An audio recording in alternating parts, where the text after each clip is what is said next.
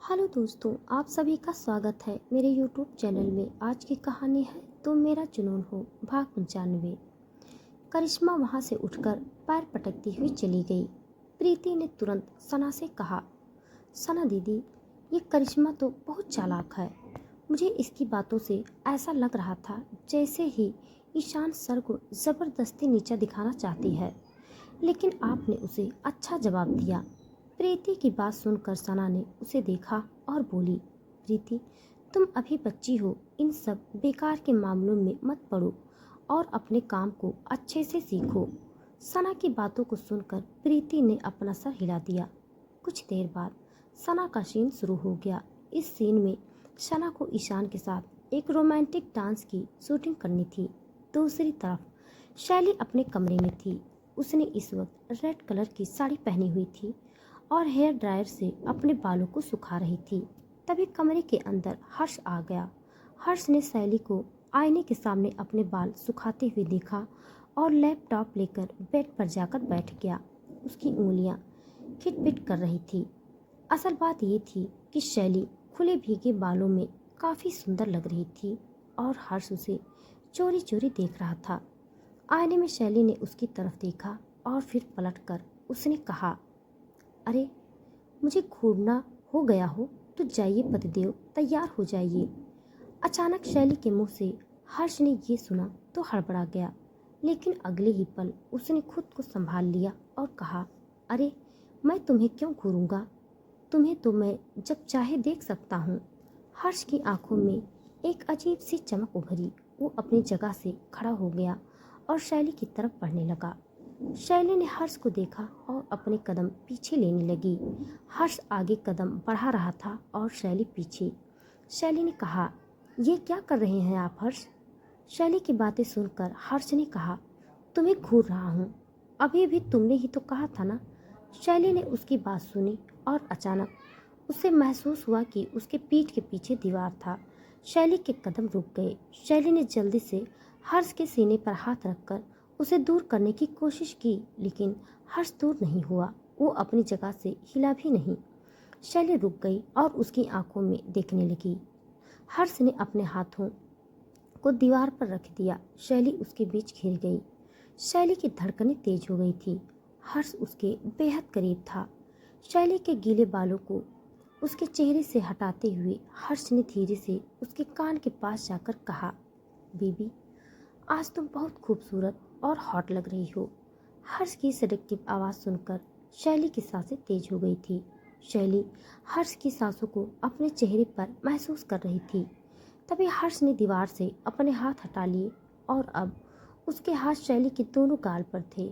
हर्ष की हथेली के बीच दबे शैली के कोमल गाल काफ़ी खूबसूरत थे। हर्ष ने उनको देखकर अपने आप पर काबू नहीं कर पा रहा था। वहीं शैली की सांसें भी अपने काबू में नहीं थी। शादी के बाद वो दोनों पहली दफ़ा इतने करीब थे। शैली की आंखों में देखते हुए उसके होठ पर अपने होठ रख दिया। वो दोनों किस करने लगे। कुछ पल के लिए जैसे दोनों मदहोश हो गए थे। कुछ देर बाद जब दोनों की सांसें उखड़ने लगी तो शैली ने हर्ष के सीने पर हाथ रख उसे खुद से दूर धकेला और तब हर्ष को याद आया कि अभी वो क्या कर रहा था। दोनों के बीच अजीब ऑकवर्ड मोमेंट बन गया। हर्ष जल्दी से वॉशरूम में चला गया। उसके जाने के बाद शैली के चेहरे पर ब्लश उभरने लगा। उसने उसे इग्नोर किया और रेडी होने लगी। दूसरी तरफ विहान को करीम ने छुट्टी दी हुई थी। उसकी जगह पर उसका भाई रिहान करीम का वर्क कर रहा था। विहान तो अभी केवल प्रिया के साथ था ताकि वो उसके साथ अच्छे पल गुजार सके। प्रिया हल्की बीमार जैसी भी थी। प्रिया कमरे में अध लेटी हुई थी और विहान उसके बगल में बैठा हुआ था। वो सेब काट रहा था और प्रिया को दे रहा था। प्रिया खामोशी से विहान से नजरें चुराते हुए सेब खा रही थी। सेब कट करते हुए विहान ने उससे पूछा, क्या उन गुंडों में से किसी ने तुम्हारे साथ बदतमीजी की है प्रिया? तुम मुझे बता सकती हो, मैं उन गुंडों की जान ले लूँगा। प्रिया ने देखा कि विहान को गुस्सा आ रहा था, लेकिन उसने ना में सर हिलाते हुए कहा, नहीं, ऐसी कोई बात नहीं है। उन गुंडों ने केवल मुझे बांध कर रखा था। असल में बात ऐसी थी कि उनका राज मैं जान गई थी और इसलिए वो लोग मुझे किडनैप करने के लिए आ गए थे। कैसा राज? विहान ने पूछा।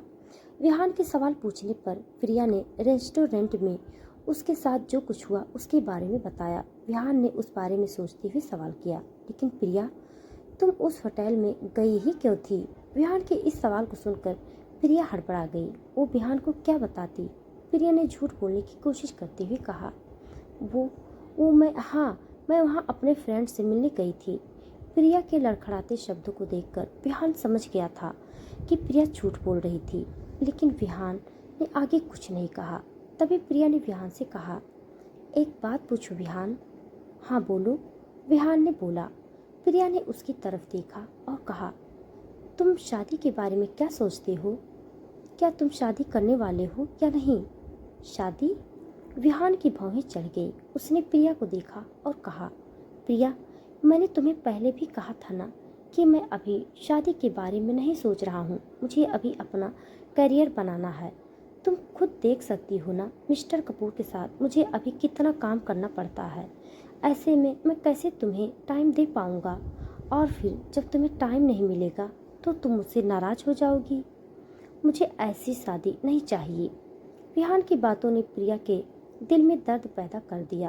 प्रिया को उम्मीद थी कि इतने दिनों से वो विहान को इग्नोर कर रही थी तो शायद विहान को उसकी कमी खली हो और उसका फैसला बदला हो, लेकिन नहीं, ऐसा बिल्कुल भी नहीं था। प्रिया एक इमोशनल लड़की थी और वो बहुत ज़्यादा स्ट्रांग नहीं थी। उसके ऊपर फैमिली का दबाव था जो बढ़ता ही जा रहा था और प्रिया के लिए मुसीबत उसका प्यार ही बन गया था। विहान ने प्रिया की तरफ देखा और कहा, आखिर बात क्या है प्रिया?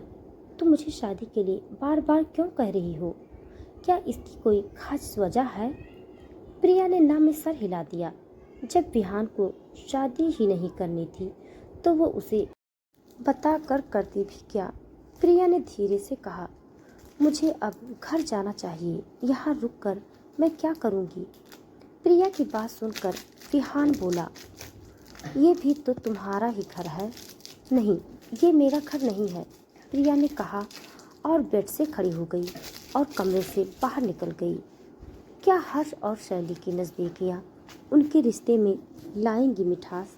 क्या विहान को प्रिया बताएगी या कर लेगी प्रिया किसी और से शादी? जानने के लिए पढ़िए आगे की कहानी।